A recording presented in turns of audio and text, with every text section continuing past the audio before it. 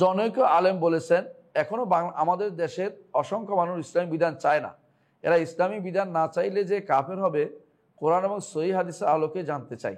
ইসলামী বিধান চায় না এটা অনেকে ধারণা করে বলে। মানুষ ইসলামী বিধান চায়, এটাই হলো বিশুদ্ধ ইমানদারদের, মানে এটাই ইমানদারদের বলতে হবে যে ইসলামী বিধান চাইতে হবে। কারণ ইসলামী বিধান না চাইলে কাফের হয়ে যাবে। আল্লাহ তাআলা বলছেন, ওয়ামাল্লাম ইয়াহকুম বিমা আনজালাল্লাহু ফাউলাইকা হুমুল কাফিরুন। আল্লাহ তাআলা কোরআনে কারীম বলেছেন যে যদি কেউ আল্লাহর বিধান ছাড়া বিচার করে সে ব্যক্তি কাফের হয়ে যাবে। আর বিচার করলে যেমন কাফের হবে, আল্লাহর বিধান ছাড়া বিচার কেউ নিলে সেটাও কাফের হবে। আর যদি কেউ মনে করে আল্লাহর বিধান চলবে না, সেও কাফের, এখন চলে না সেটাও কাফের, আল্লাহর বিধান এবং অন্য বিধান সমান মনে করলেও কাফের, আল্লাহর বিধান অন্য বিধানের চেয়ে গৌণ মনে করলেও কাফের, আল্লাহর বিধান পরিবর্তন করে অন্য বিধান ঢুকাইলেও কাফের। তাহলে বোঝা গেল যে ব্যক্তি বলবে এটা যে আল্লাহর বিধান ছাড়া অন্য আল্লাহর বিধান আমার দেশে কেউ যদি না মানে, বলে যে আমি মানি না, তাহলে সে ব্যক্তি কাফের।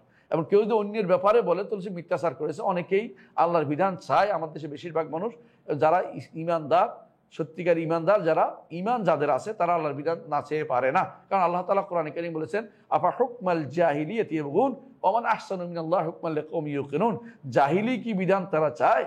যদি জাহিলি বিধান চায় তাহলে তারা জেনে রাখুক আল্লাহর চেয়ে উত্তম বিধানদাতা আর কেউ হতে পারে না। আল্লাহর বিধান চায় না এমন কথা হতে পারে না। আমি তা আপনাকে এবং যারা এই কথা বলে তাদেরকে বলবো, সূরা মায়েদা 44 থেকে 50 নম্বর আয়াত, 44 থেকে 50 নম্বর আয়াত আপনারা পড়বেন যে কোনো তাফসির থেকে, বিশেষ করে তাফসির ইবনে কাসির থেকে পড়বেন। আর আমার এই তাফসিরের মধ্য থেকেও পড়তে পারেন।